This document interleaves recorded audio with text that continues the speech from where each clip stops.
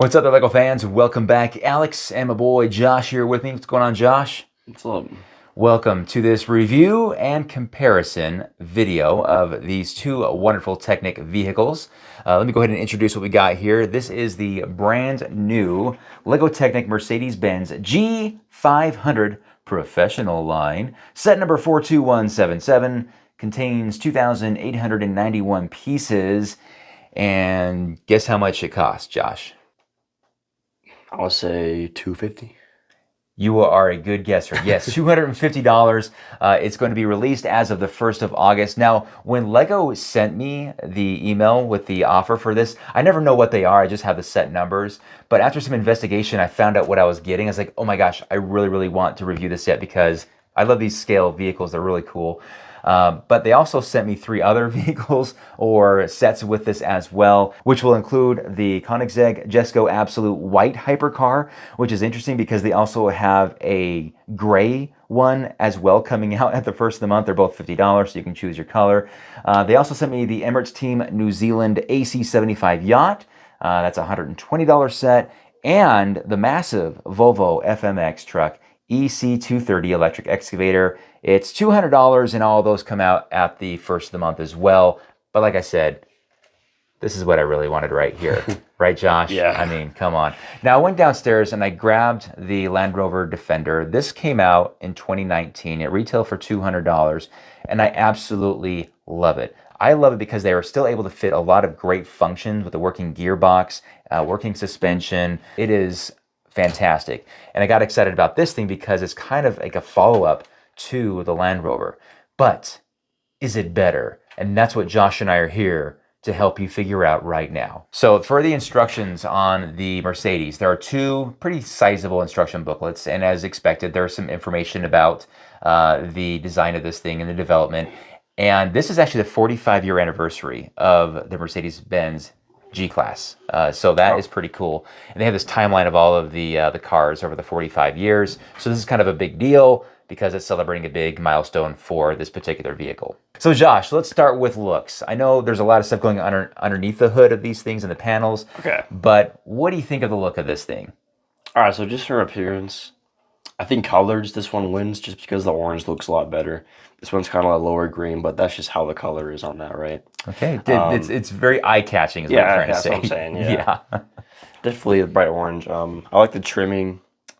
I like the trimming a lot, and this one's got some like flare panels. This one just uses a lot of Technic. It makes me wonder why they didn't just use these flare panels for this. Was it because it was just, I don't know, it just seems like they could have done better with it. Yeah, I don't blame them though. I think the front looks really good. The front does look good, yeah. A straight-on shot with the Mercedes does look really good. I love the grille, and I love the look of that front bumper there. But there was something I was complaining about before we started the video, Josh. Remember what it was? You said there was a lot of Technic pieces like these holes sticking out. Yeah, a lot of exposed holes. It's one thing to have like a lot of exposed blue, which is common with Technic, but this one has on the hood especially so many of those Technic holes just exposed, whereas they did a much better job with it on the Land Rover. They used a lot, but they just did better with the paneling. This thing's got more doors, but it's a little longer, so that's fair. Yeah, it's got a longer wheelbase, but yeah, you're right. It's 4 doors, and this is only 2 doors. We should mention that. Even though they both have back seats. They both have back seats. You know what, though? But in a different capacity. Yeah, for sure. Well, we'll talk about the interior later. So the next category, Josh, is the big one, and probably the most important one. Function. All the moving parts inside of this mechanics, all right. Yeah, so here we go. Try to explain what cool, fun features are available in the Mercedes. All right, so usually they do have a high and low like this one does. Okay. It's got the gear shifter for neutral, rear, and drive, right? Yeah, so, so they put it in gear. Yeah. Both of them have that. Both of them have reverse, neutral, and drive. And they both have the high and low. So you put it in high gear or low gear. Okay, so that's something they both have. Yes. They also both have these things on here that are called the God of Steering. Hand of God steering. I don't know. I always call it external steering, but I found out that a lot of people just call it the hand of God steering. Oh, okay. Yeah. Because there's a higher force steering your vehicle. Yeah. All right, so let's talk about something that's different for mechanics, right? Okay. So the Defender has a gearbox. And the G500 does not have one. You're right. It does not. That's interesting. And what's interesting about that is that, I mean, it's very visible here at the back of the Defender. And the gear shifts are really smooth. There's like, I think there's 4 gears that you shift through. Yeah. And that's very smooth. And that is absent from the Mercedes. It is just high gear and low gear, and that is it. Something that this has that this doesn't have is the Mercedes has 2 lockable differentials. It has access to 4-wheel drive and 2-wheel drive, and then it has a rear locker for the differential. You know what? That struck me as interesting. So when this thing is not in 4-wheel drive, it's a front-wheel drive vehicle. And then it's all-wheel drive. And I think you mentioned that there's a locker.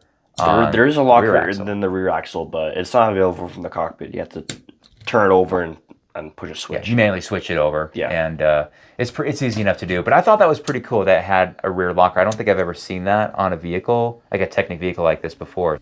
Suspension. What about suspension, Josh? Because this is one of my favorite features. Okay, hold on. So, see that, guys? Shaky, shaky, shaky.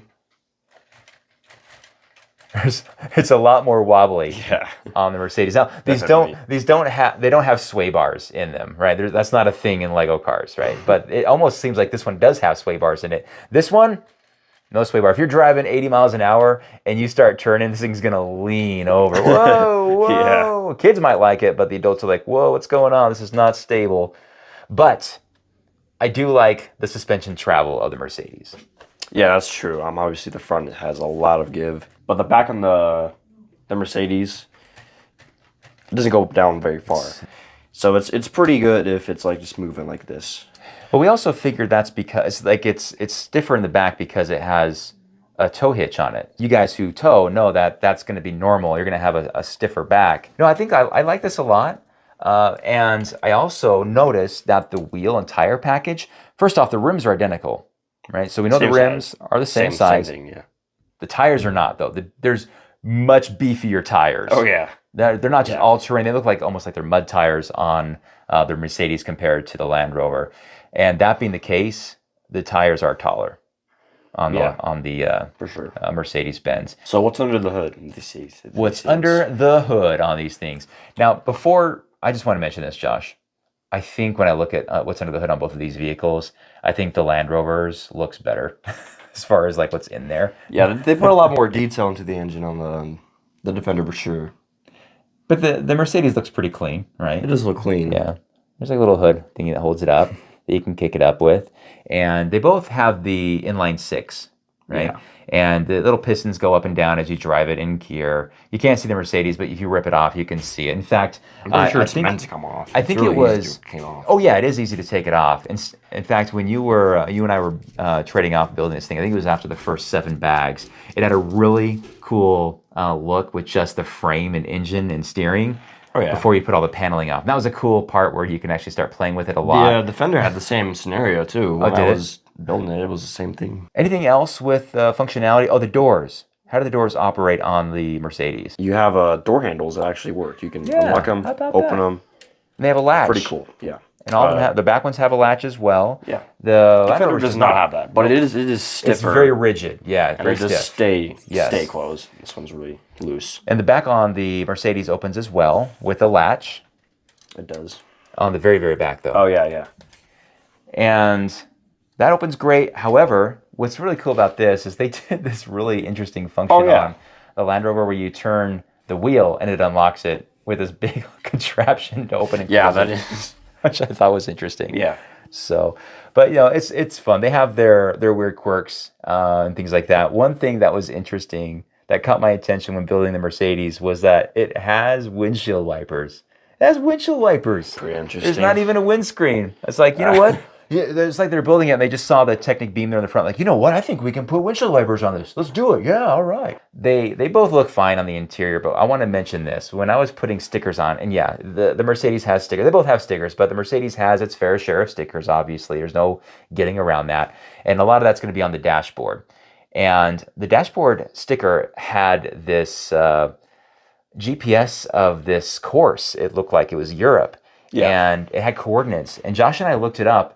And of course, it says it on the screen there. It says Schokl. I'm probably butchering it, but it's a mountain range in Austria where they test this vehicle. And I thought that was really cool Easter egg that they had on where these things are tested to the extreme.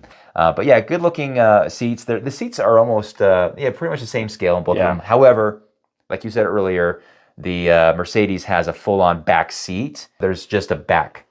There's just a backing. Not even that really in the Land Rover. So it's not really going to be comfortable if you have like Lego Technic figures from the late 90s go in these things. They're not going to like that at all. When you look at the bottom of these vehicles, that's where you can see a lot of the fun components, the moving parts of this thing, and really see the complexity of these models.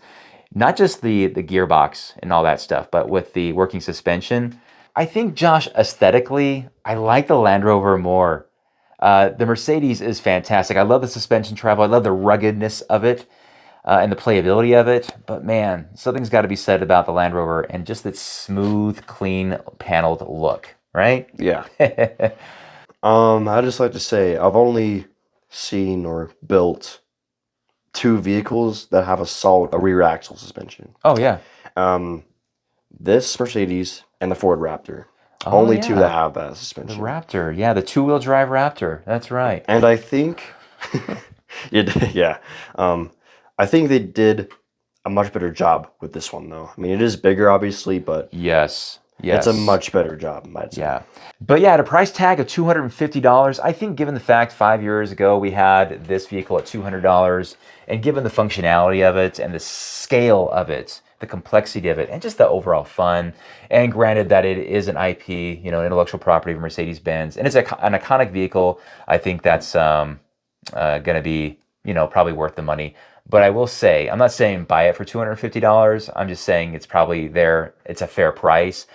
But I recommend waiting when there's a sale. Like if there's a good chance this goes on sale at like maybe 20% off. So give it some time, or use your insider points or double VIP points or whatever they call it to make it more worth it. Because $250 is a lot of money to spend on a single Lego set. One that's probably going to just be kind of hanging around. But I'll tell you what though, Josh, this thing, it's a lot of fun. It's a good looking vehicle. Definitely more of a rock crawler build than the Defender for sure. Yeah, right. Ooh, maybe we should take it outside and do some crawling. Maybe. But yeah, after that, let's go ahead and put it on the shelf and with all the other cars. And that's going to be it. A few moments later.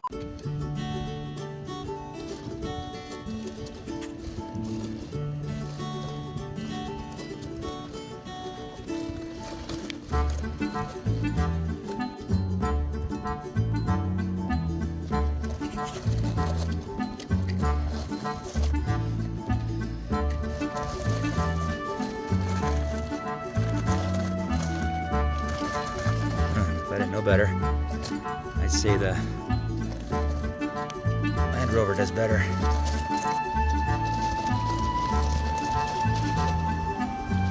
That's right.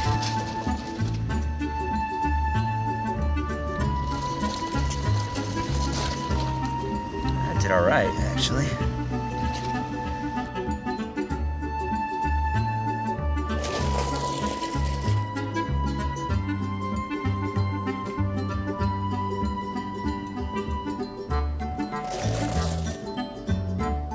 So here we are downstairs with the placement of the Mercedes, and I wanted to mention the outdoor test as well.